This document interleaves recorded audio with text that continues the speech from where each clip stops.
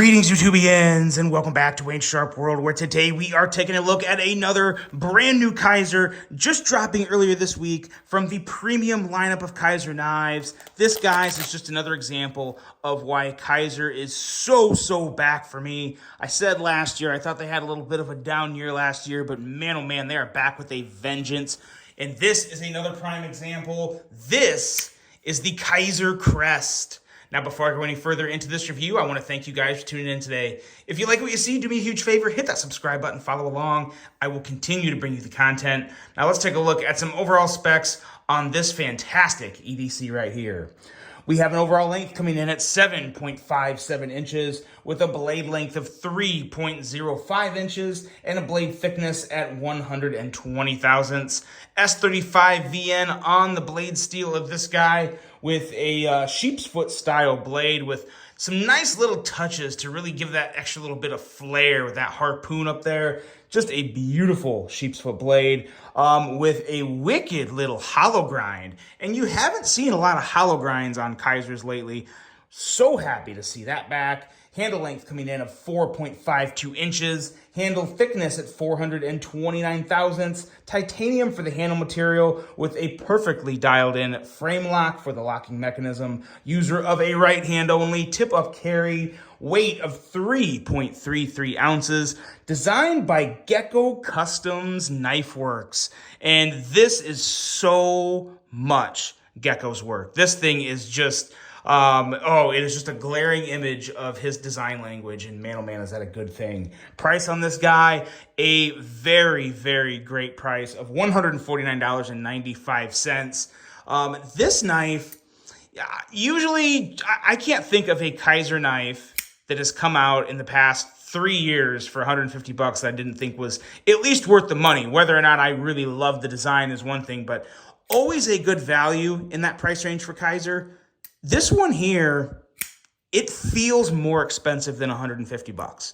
I'm not saying like 250 or something crazy, but this feels like a 175, maybe even a $200 knife. And the only reason I say that is just the overall balance, the weight, the sound. This has some really nice acoustics. Just an extra little something to the feel of this one that is very satisfying for me, very enjoyable. So I do factor that. And you know what? Stuff like that I factor into my reviews, guys, they're not facts. They're my opinions, but I handle so many. Some knives, I just open up, I flip the blade out, and I think, okay, this has a little extra something to it. I can't always put my finger on it right away, but it just feels better. I enjoy it more, and this is one of those pieces. It's a really good one. Let's do some size comparisons here. We'll bring out a couple budget offerings from Kaiser. We're going to keep this all Kaiser today because they are crushing, and I mean crushing 2025 so far. This is the Mini Mystic, and this here, so this is technically not a budget knife, but this is the Mini Momo, which is available in a budget version. I actually have the budget version in one of my travel pouches because I took it on my last trip for work. So, very nice lineup with those two right there. Pretty much the exact same size. So there's your size comparisons. But I want to bring two more knives out here because I've got to say something. I just have to say something because what's happening so far in 2025 for Kaiser is a flex. This here is the Kaiser Fluid. Now, this one was one of the first new premium offering to come out for the year. And then this bombshell right here, the Kaiser Silverwing, another super premium offering, kind of like that next level up above the $150 offerings from Kaiser's premium lineup. These three knives right here, you guys, what these bring to the table is something that I don't think Kaiser has ever really brought to the table in terms of the details. I mean, even this guy right here, we're talking like I think it was 170 bucks for this guy. The inlay work, the design language, the details on the lock bar, the clip, everything about this knife is just phenomenal. I said before, the only thing that would make me like this more if there was a bigger version, and I still love this as is. This is a freaking amazing knife. This guy right here, the Silverwing, I heard a few people say this, and I'm going to say this with respect, but I heard people say like, oh, I like Kaiser at 150, but I don't like him at 300. Why the hell not? What is wrong here? I mean, I'm telling you, if you've handled Wii's, if you've handled Riots, if you've handled high-end Bestechs, this is every bit as good as one of those. So if you're gonna say I don't like Kaiser at 300 just because, that's BS. This thing is phenomenal. This beats a lot of Riots. This beats a lot of Wii's. This beats a lot of Bestechs. The detail in here, this little mesh like inner piece you see here, this is not an insert. If you look in there, it's hard for me to show that. Let me see here, because I really want to make a point with this. There you go. Try and look at that. Try and look closely. That is milled. That mesh appearance you see, that is milled titanium. That is not an insert. And that's really, really impressive to me. I really like that detail. Now, this dark black piece here, this is black and titanium. This is an insert, but this is inserted onto a solid piece of titanium, and the mesh in here is part of that solid piece of titanium. So the construction and overall build quality of this thing is just through the roof. I mean, the ergos are great. The pocket clip's amazing. All the details. This is such an underrated and disrespected knife right now. I'm surprised there's still some in stock, but I think the only reason there is some in stock is because of the price tag. But if you're one of those people that are into higher end knives and you'll drop $300+ on a Bestech or a Wii or a Riot, you have absolutely no reason not to consider this. I had to say this because I had a lot of people with some negative thoughts on this, and until you handle it, don't talk about it, because this is a really, really good knife. I could not enjoy this one more, and I didn't think Kaiser was even capable of making something like this. So this is a flex, and until you experience it, don't talk down about it, because it's a good knife. But all these premium offerings right here, whether you're talking $170, $150, or $340 plus, these are just amazing knives. So Kaiser's leveling up. That's, I said it before, they're leveling up in little ways. Even with the $150 piece here, it feels a little better than your normal $150 Kaiser. I really wanted to get that point across, because it's just very, very pleasing, very satisfying to pick this guy up and flip that blade out, because it is so smooth and so good. So now let's get into more of the review portion of this knife. Always starts with the blade, and man, oh man, is this, like I said, this is a Gecko Customs work for sure. Beautiful sheep's foot blade, gnarly little harpoon, nice hollow grind, sharpened edge of 17 thousandths right down there. This is a very, very slicey blade. The choil is probably the only thing that is not perfect about this blade. It's a little narrow choil for me. You can use it, but to get like a full grip with your finger up there, you're going to start feeling that edge a little. So it's a little more of a kind of maybe a little pinched up area to use this finger choil, but you don't really need to use the finger choil on this knife. I mean, this is a really, really good knife to handle in just your typical grip below the flipper tab. And again, you can still do this and be totally fine. You kind of just hold back a little where the flipper tab is, and you kind of avoid that sharpened edge there. And this is probably how I will use it as I continue to carry this. I've carried this for a couple days now. Like I said, I got these a little late, so I didn't get to carry this quite as much as I usually do my Kaisers.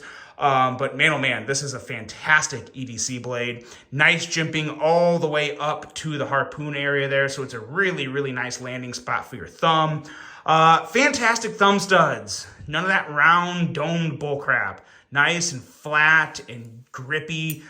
Very easy to kick that blade out. So love the thumb studs. And the handle here, this is something I usually don't love in a knife, is a bunch of holes in the handle, but I like where these are placed. They're kind of more up towards the top of the handle, and they're not just like totally skeletonizing the handle. I don't really like skeletonized handles. I think they just kind of look goofy. Again, total personal preference there. But what they did with this was, I think they made it look really good while not making it look, too cheesy for me, and at least for what I try to avoid with milled out portions of handles.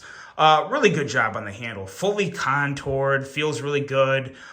This little area here is a great spot for your index when you're kind of just choking back a little, or it's a good spot to kind of hang your middle finger at towards the bottom if you kind of do this choked up grip position. So works really well in the hand. The pocket clip is fantastic. It's nice and beefy, but plenty of room to go in and out of the pocket. It flows with the rest of the design of the knife. You have your big lanyard hole back here, which I don't really hate it on this one, but I don't really care about it. It's a lanyard hole, but it's a nice big lanyard hole. So if you want to put some nice fat paracord back there and put some type of whatever you do on those things, go for it, because you definitely can. But no, the rest of this knife is this is a very clean design for me. Very good in the hand. It checks all the boxes, guys. Checks all the boxes. Phenomenal action on this. Detint is super crisp. Thumb studs work great. Middle finger flick, fantastic. You don't have to worry about lock bar pressure on this. It comes out just fine. And it's a very easy knife to flip. Once you break that detent, it just pops out. Very effortless, very smooth. And again, like I said, very good sound. Let me shut up here and just listen to this.